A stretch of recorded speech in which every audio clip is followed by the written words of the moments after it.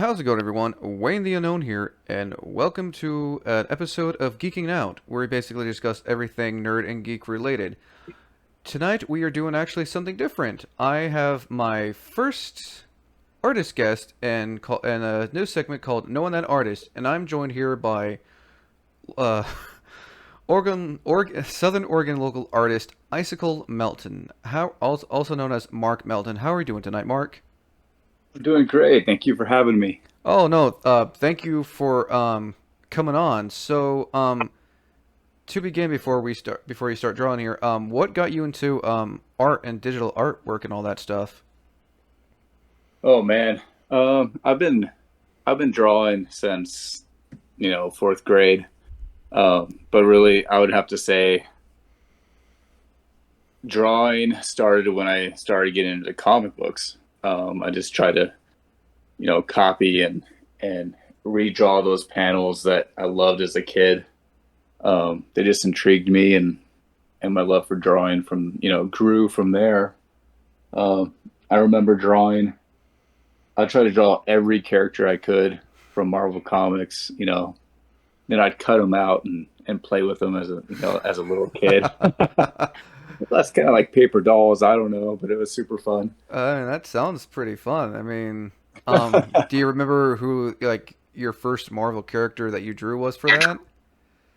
Oh wow. Um, it was probably the classics like Spider-Man. I'm sure. Nice, Fantastic. nice. But it was pretty much everything. And in fifth and sixth grade, I started making my own characters, which really were just copies of Marvel characters. Because that's all I knew. I was so into that. I was just like regurgitating their stuff, trying to make it my own. Um, and I do, the full comic books in seventh grade and, colored pencil. And I just spent a lot of my time drawing. I mean, I've seen your works like at cons and everything, and you definitely have like your own very unique style, kind of Tim Burton-esque, and it's really good work, and the lines and all your work are clean and everything. Oh, thank you so much. Yeah, my style has definitely, changed. And I think a lot of artists struggle with, what is my style? And we're always trying to figure that out because we're influenced by so many different things. Um, And sometimes I do struggle with that. Do I even have a style? And, my daughter will tell me, "Yeah, you have a style, Dad." Like when people see your stuff, they know that it's yours. I'm like, okay, that's cool. But a lot of my art's, heavily influenced by Tim Burton. So I'm a huge Tim Burton fan, Yeah. and that's grew over the years.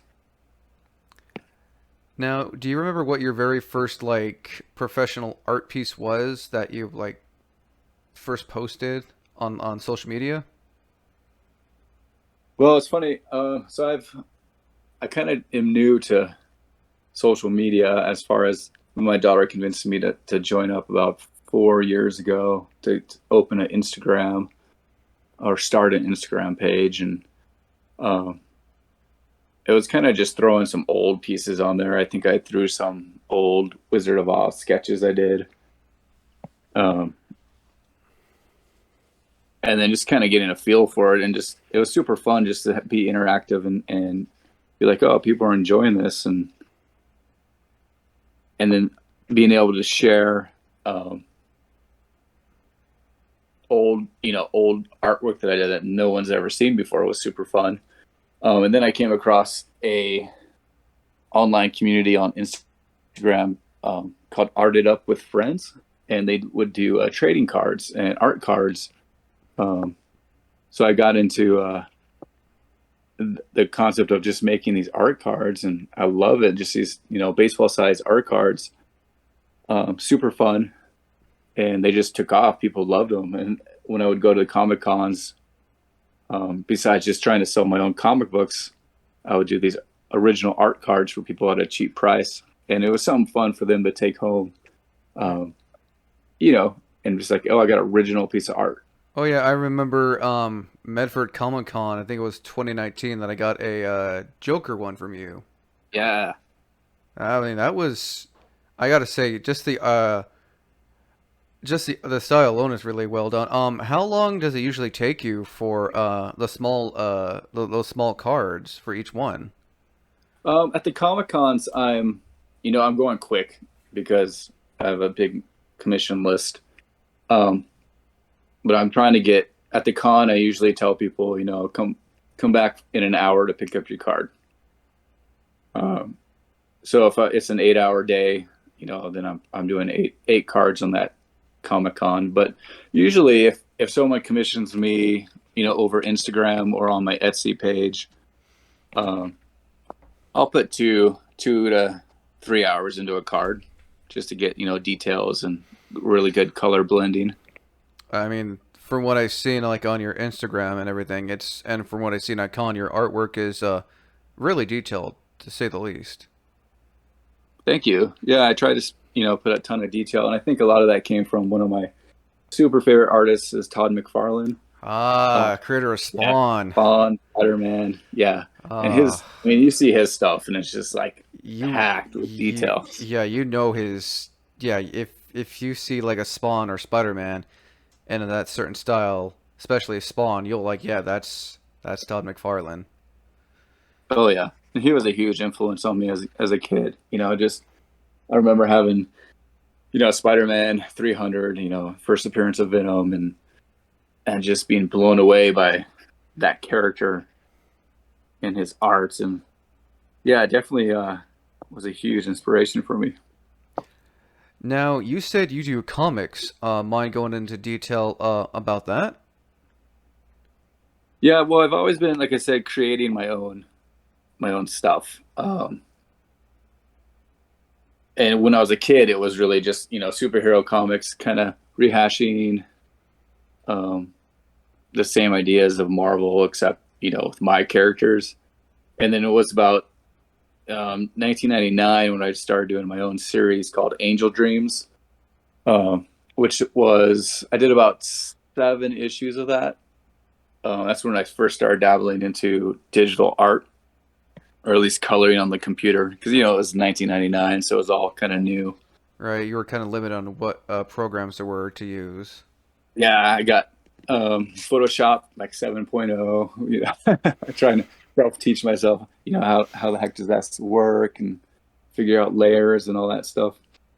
Um, but that was a huge story I had in my head. It's kind of a spiritual warfare thing. It followed 7 high school kids, and they each had an angel and a demon assigned to them. Um, and one of these kids was, when he died, it was going to be like a huge tide turner for the Battle of Armageddon. So the angels are trying to get him on their side, and the demons are trying to get him on their side. But so anyway, I had this huge idea, but it usually took me about a year to complete a comic, just with life, work, um, yeah, and just time, because I'm doing all the pencils, the inking, and the coloring. So I was like, "There's no way I'm going to be able to tell this story." And do So you? I kind of, oh, go ahead. Oh no, sorry about that. I kind of overstepped. Go ahead, you first. Oh, I was going to say I kind of just stopped that project and then jumped onto this other one called Rosemary, which is one I've been selling at the Comic Cons. Um, issue 1 through 3 are finished, and I am going to be starting on issue 4, hopefully in the next few months. But it's just a 4-part story, self-contained. So it was easier to get done, and that one's kind of my favorite. Kind of a mix between Alice in Wonderland and Wizard of Oz. This Very girl good wakes up. combination. Yeah, yeah. She wakes up in this field of sunflowers and has no idea what's going on. And it's kind of her journey to figure out why she's there, with a whole bunch of twists and turns. But yeah, that all my comics can be purchased on my Etsy or at any Comic Con. Now, is your Etsy the same as your name, or is it different? It's different. It's the art of Mark Melton. Okay, I will make sure to put that in the description below so people can make sure to check that out, and on your Instagram as well. Sweet. Now, I'm curious. You've been drawing this for like since we started, who is it that you're drawing? I'm drawing a little zombie baby that is this little guy is in a comic that I'm doing with two of my friends. Um, it's a funny superhero and anthology. We're each doing a 10-page comic that we're going to combine into one book. And my main character is the necromantic needle, and she can Ooh, summon six zombie babies to help her fight. the necromantic needle. Yeah, and then she can shoot off bone fragments out of her body. Nice. That actually We're kind of going. kind of It's fits really. the theme for this being released in October. Oh yeah, perfect. So who are these other guys that you work with on this series? Two good friends. With I draw with a bunch of guys every Friday. We meet up at Ryan Moon's art studio here in Medford. Um, and there's about seven of us, just kind of hang out and draw. And the comic I'm doing is with my friend Matt and my friend Vince. You can see Vince; his art is all over Instagram as well under Vince Rush Art.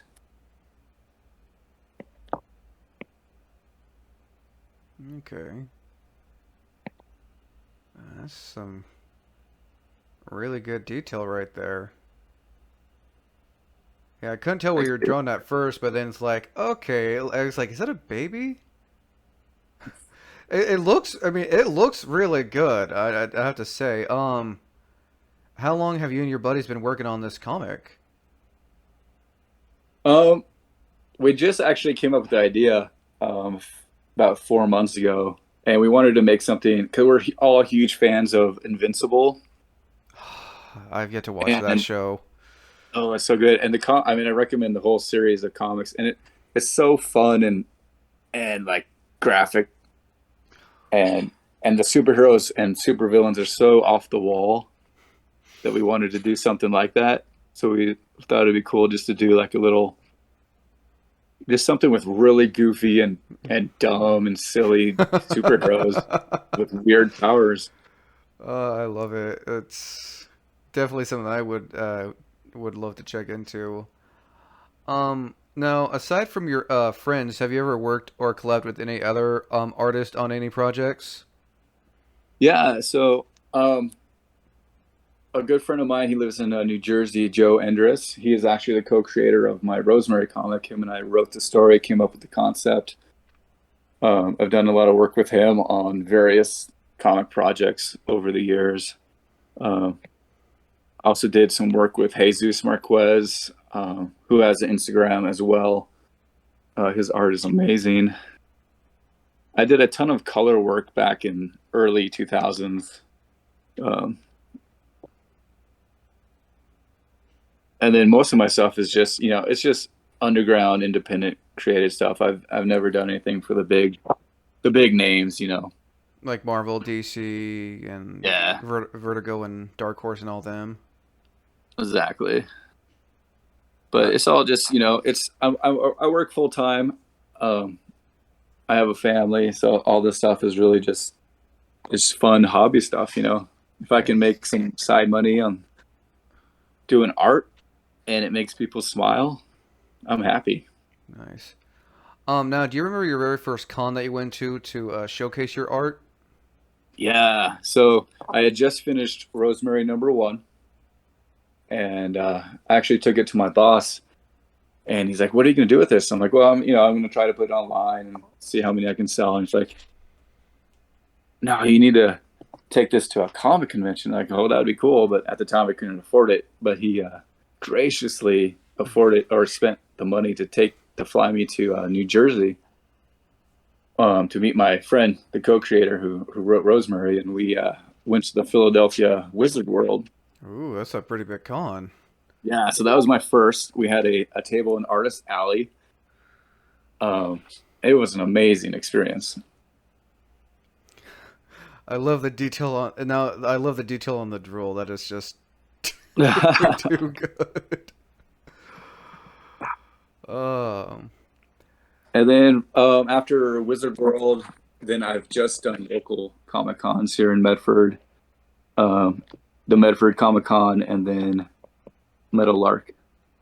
Nice. And usually I share a table. I shared a table with my friend Matt the first time, and then I shared a table with Vince. And I think last year I was by myself. I was kind of manning Rogue City Comics table, helping them out. Oh, that's nice. Now, I think it was. I'm not sure if it was your friend Matt. I remember getting like it was a comic I think made by one of the comic artists. It was like it was in black and white, and it was like just like a paperback comic. It was about a cat or something. Actually, Oh, I could have been him. the okay, I found it. It's I got it from one of the the cons. Um, the artist is Quentin J. Chapman. No, yeah, I'm not familiar with that one.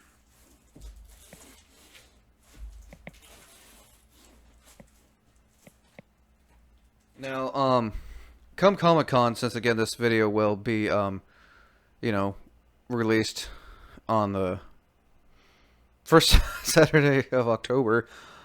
Are you looking forward to going to your next con to show off more of your work?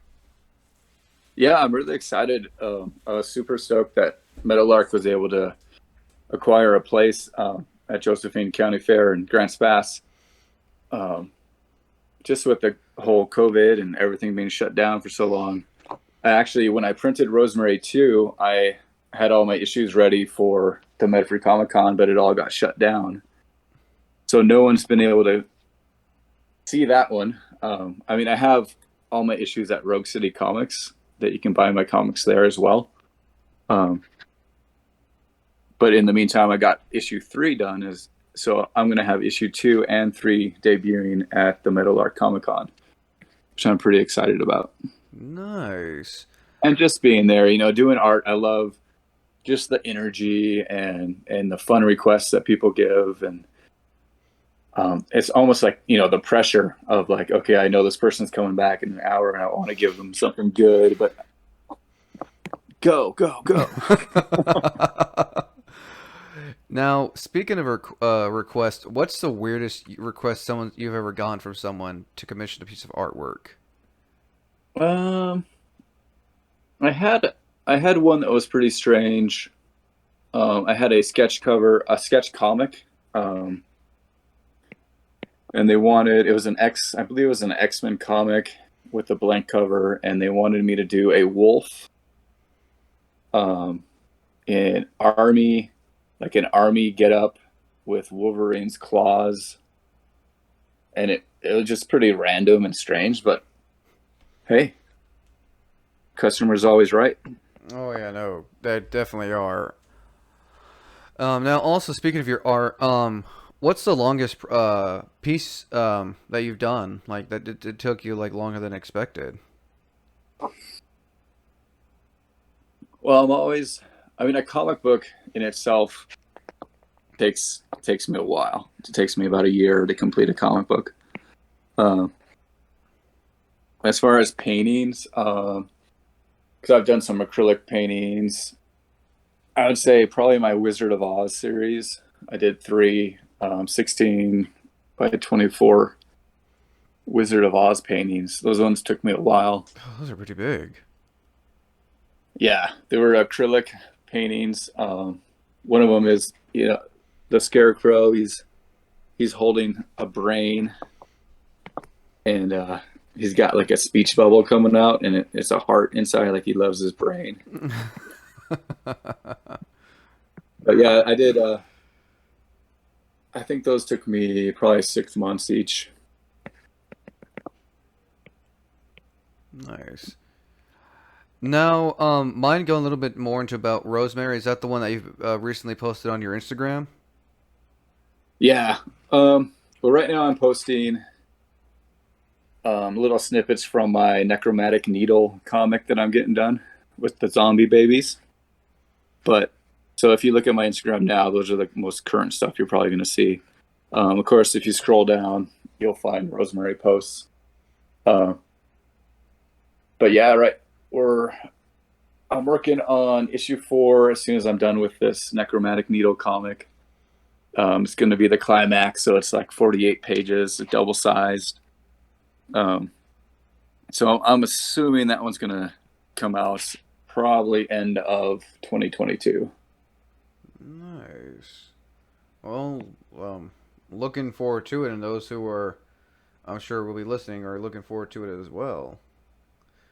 I mean, I'm looking at the Necromantic Needle one, and the artwork is really, really well done. It kind of reminds me of like those cartoon shows for that were meant for older audiences back in the '90s. Nice. Yeah, we're trying to keep it. One of our rules, Matt, Vince, and I, with this little series we're doing is just keep moving forward. Do it quick, do it fast, and just have fun and keep it simple. And that's what we're just trying to do. We're trying to just put out a really fun superhero comic. And I'm actually looking at your post of the zombie babies. Those are, I mean, the shading and everything, and the attention to detail, like on the organs and brains and bones, are really well done. Thank you. Now, I take it this series has like a main character because she keeps on like popping up in a good majority of your posts. Who is she? Well, she is the Necromantic Needle. Oh, okay. So she pretty much in the beginning of the comic, it shows a baby falling out of the sky, and it lands in a dumpster in an alley. And within 2-3 panels, she's grown and crawled out of the dumpster, and then by the time she comes out of the alley, she's a full-grown woman that has no idea where she came from or what the heck's going on. And she stumbles into a homeless shelter, and they give her, she starts working and getting her life and trying to, be an active member of society. She gets a job at a grocery store. And just, it's a chaotic day. It's insane. There's this random crazy kid who's knocking over all the aisle stuff and causing havoc. And she just loses her cool.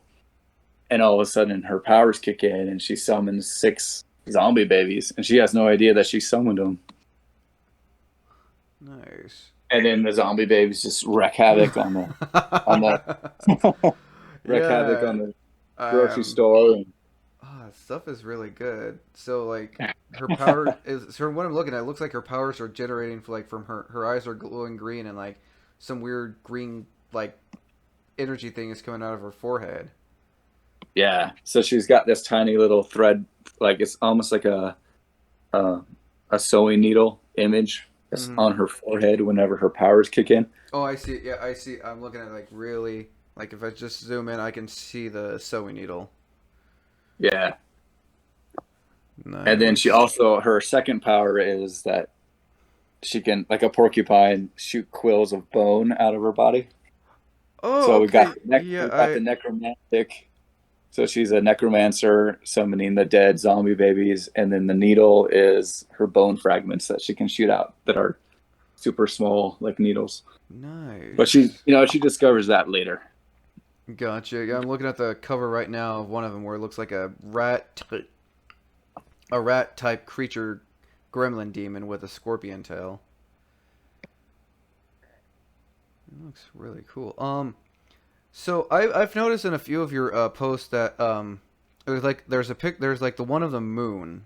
He has like one blue eye and one yellow eye. Mind going into some detail about that character? Yeah, that's Mr. Moon. So he's a character from Rosemary. I don't want to give too much away, but he starts out with you not knowing if he's going to be a villain or a good guy.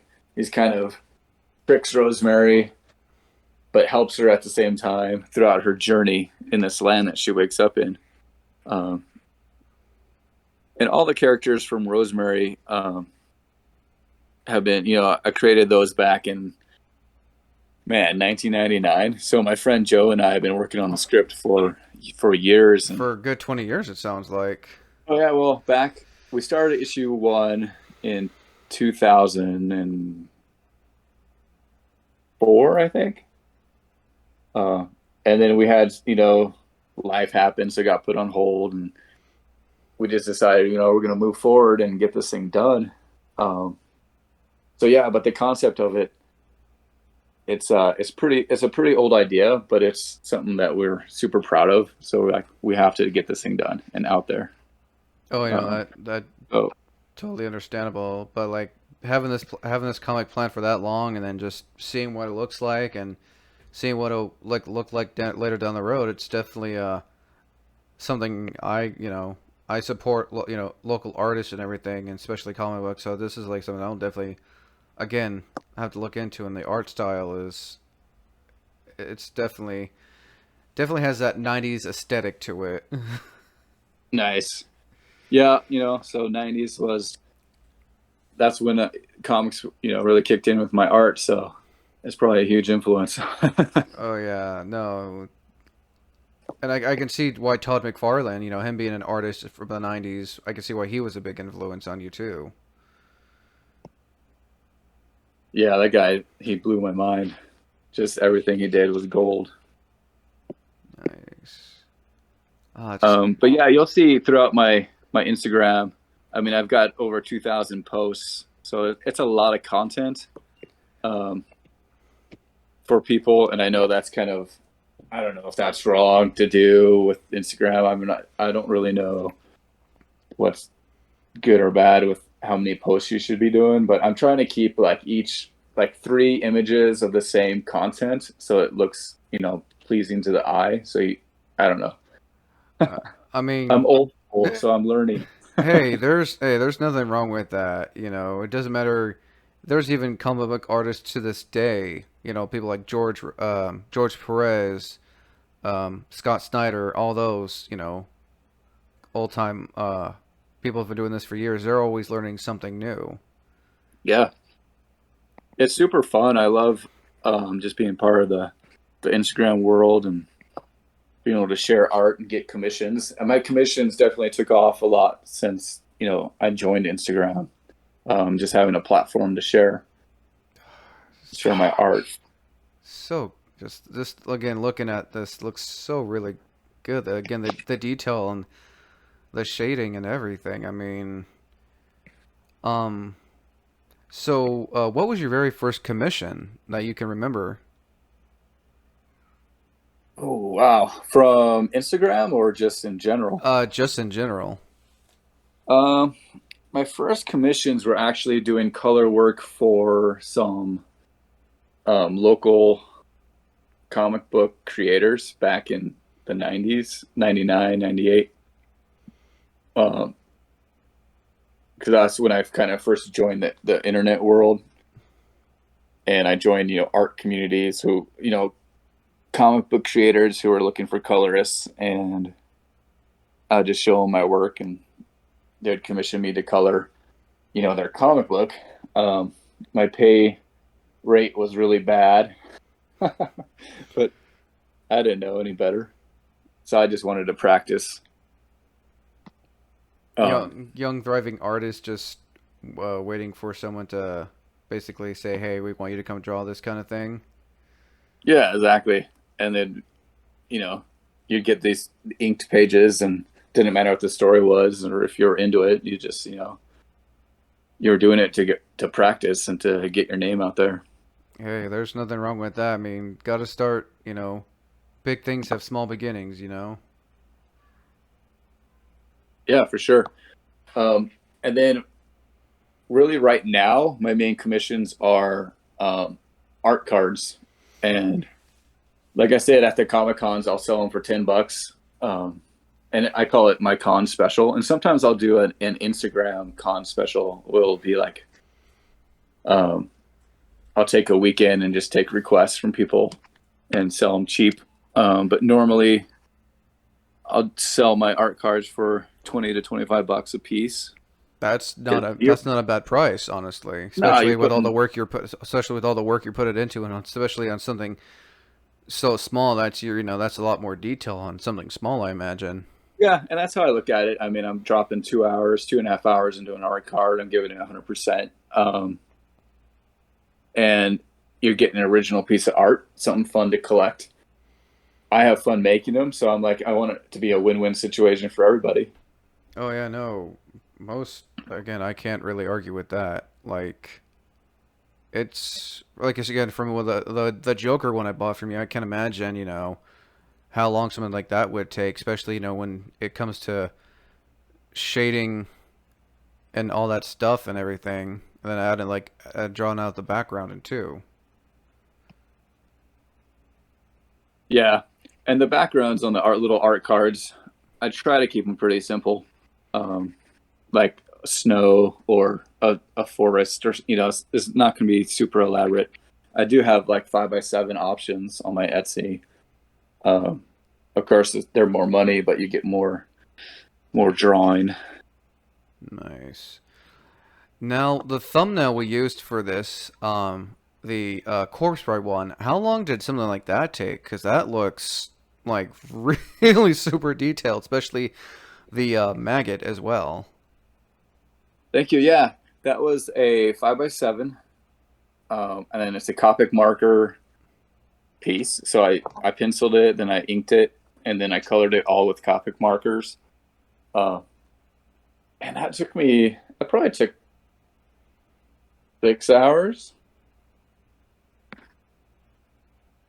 Nice. So I have the original framed on my wall because I love it so much. But I do offer prints of that at the Comic Cons and on my Etsy. Kind of like your prized possession in a way, like your trophy. Yeah. Well, a lot of my pieces my wife won't let me sell, so she's like, "No, nope, that's fine." If the wife says no, don't do it, huh? Yeah. She's like, "Those Wizard of Oz paintings, you're never selling those. You can make prints." I said, "Okay, yes, love." So yeah, that actually brings me to my next question. How do you go about making prints for some of these? Because I've always seen like at cons where they like make these prints, but I'm not sure like how they go about like what do they use to make Oh, them. there's so many awesome printers online that you can go, just send your digital files to them and they'll print them off. All my comics I make through Kablam.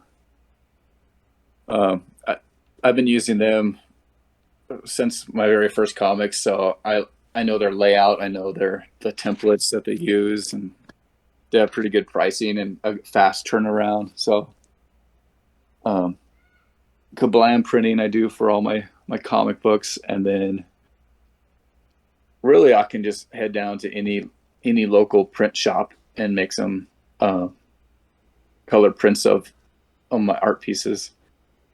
If you want to get into more fancy prints, like a canvas print, I did canvas prints of all my Wizard of Oz paintings, Nice. and then I outsourced those to I don't remember the name. It was I just looked up printers online and did some research and got some quotes. Nice. Now, has anyone ever asked you for like like those tin metal prints you see nowadays? I think you know what I'm Oh talking about. yeah, Has anyone ever asked you to like turn one of your arts into like those metal tin prints? no, nope. I've never done a tin metal print. I've been using Sticker Mule for making stickers, and Ah, I love that website. yeah, they have these awesome deals. Like, oh, they're having one of their amazing deals. I gotta send one of my drawings in and get stickers made. So I have a ton of stickers I'm going to offer at the Metal Art Comic Con this year. So I'm super stoked about that. I'm Um, also teamed up right now with a guy named Jason who does he makes patches. He's at dangernoodle.com. I think I've actually heard of Danger Noodle. I think I've seen him on Instagram. Oh, nice. So we're kind of working together right now. He'll tell me a character he wants. He'll pay me a commission. I'll send him the drawing, and then he'll make the patch out of my drawing. Um, so that's super fun just to see my stuff turned into a patch. And we did a really cool Nightmare for Christmas one and a Chucky patch. Nice. Yeah, the Chucky one sold out super fast. I I think he has mean, a few left on his website. I'll have to look into that and also make sure to put that up in the video to so people could check them out. For sure. This again, looking at this. So when you do like your print cards, have you ever? I'm sure this has never happened, but like, has there been a time when like you're drawing the background and part of it actually goes into the drawing itself? Oh, oh, like little screw ups. Yeah, like the whole, you accidentally drew outside of the line kind of thing. Oh yeah, I mean, especially at a Comic Con, you're going so quick. But or I'll have, I'm using my Copic marker and accidentally filled it up too much with the ink and it drips. So you're like, oh crap, and then you get your paper towel out and try to fix it real quick. And but I find like any mistakes you can get past and hide. Copic. What is a Copic marker? I've never heard of that before. It's an alcoholic based marker. So it's kind of like it's a marker, but just it blends really well. So you can do these really smooth blend washes, and it has two ends, kind of a fatter broad tip on one end and then a skinnier tip on the other. Nice. And they have so many different colors, and that's my go-to whenever I'm doing any art cards at a Comic Con. Nice. Yeah, I'm actually now looking at your like the comic book, your style and like the comic book forms, like the Ant-Man, Batman, Fantastic Four. It's cool that you turn like your art style and like you said into little comics. That's pretty cool. Thank you. Yeah, Yeah. it's definitely finding my style and just you know be. I've had commissions where people are like, "Can you draw my wife realistically?" And I just have to say no. Sometimes I'm like, as you look do at my have the right Instagram. you do have the right to refuse. Yeah, yeah. It's like, look at my Instagram. You'll see my style. This is what I do. Because before, when I was just hungry for all works, I'd say yes to all those things, and I'd spend so much time trying to render a lifelike portrait, and I'm just like, I hate this project. I'm not having fun. I'm like, no, I just need to find what I have to offer that is fun for me, that other people like, and if they don't like it, they'll find another artist to do what they want. Yeah, that's perfectly understandable. You do have the right to refuse a client. They may get upset, but hey, you're the person. You're the person in charge. You're your own boss, so you have every right to refuse. And I mean, usually the people who reach out for commissions, they've spent time scrolling through my stuff, so they know what they're going to get. So it's rare that I get that customer who's like, can you draw me some horses, or a motorcycle or something?" I'm like, "Well, do you see any of that on my Instagram?" So I can recommend a few artists that will love to do that commission, and then we just go from there. I mean, I can tell your stuff is like based on like characters from anime, video games, TV shows, comics, stuff like Yeah, that. pop culture. Yeah, pop culture stuff for sure. That's just um. Any advice you like to give for people who are thinking about getting into this, like doing what you do? Yeah, for sure. The best advice that I could give would just to be constantly draw. Just draw everything. Practice, practice. Um, Especially if you want to get into comic books, because it's amazing. Like we all love those cool pinup shots, right? The action, but it's the details that really help the story. What does a grocery store look like? What does a motorcycle look like? What does a mailbox look like? No, most It's all those definitely. small details that you got to practice, practice, practice, and at the same time figure out what your style is going to be. I I mean, kind of it looks like you figured out what your style was a long time ago. Well, it took a while. It was like I want to merge my love for Tim Burton and cartoons and the detail that I found in Todd McFarlane's work and just be like, can I somehow merge all that together? And then it slowly over time became my stuff. I'll go ahead and show you the upcoming patch Oh, dig the of Hellboy. Hellboy. Yeah, so that's the newest patch that's coming out. Whoa, oh man, that looks.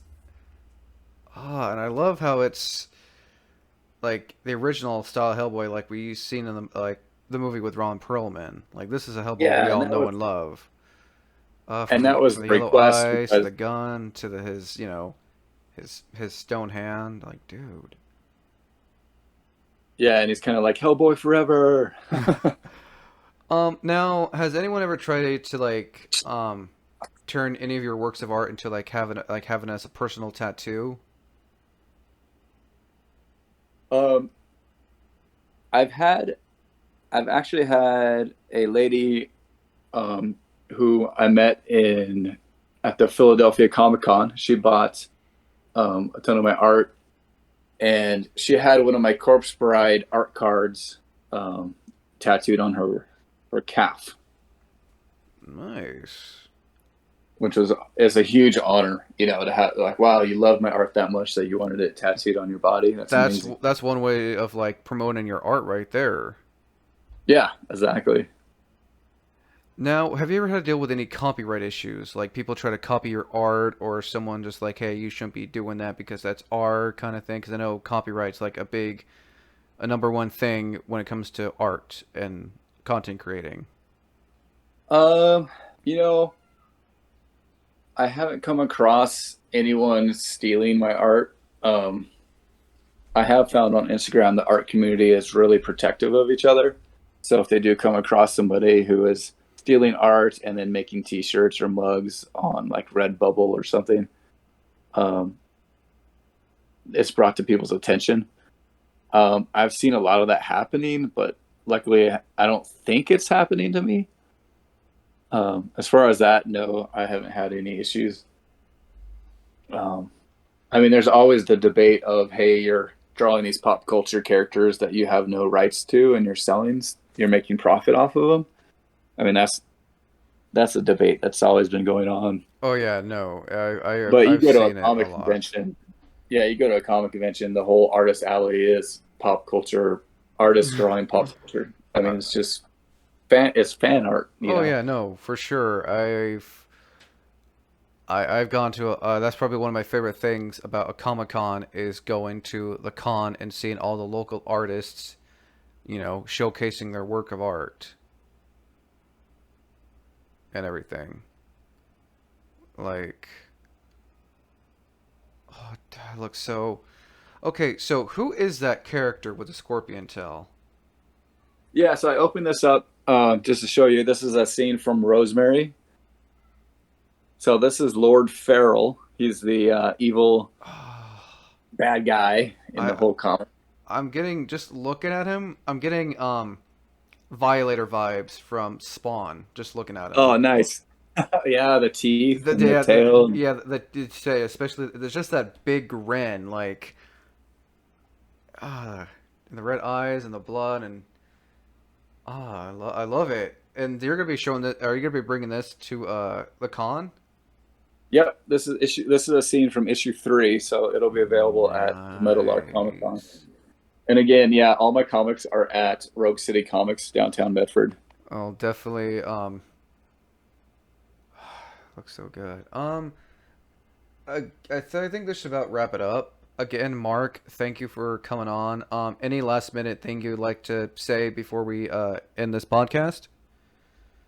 No, I just thanks for thinking of me and inviting me on. It's been fun. Uh, It's always fun to talk about my history and what started my love for drawing, and just to encourage other people.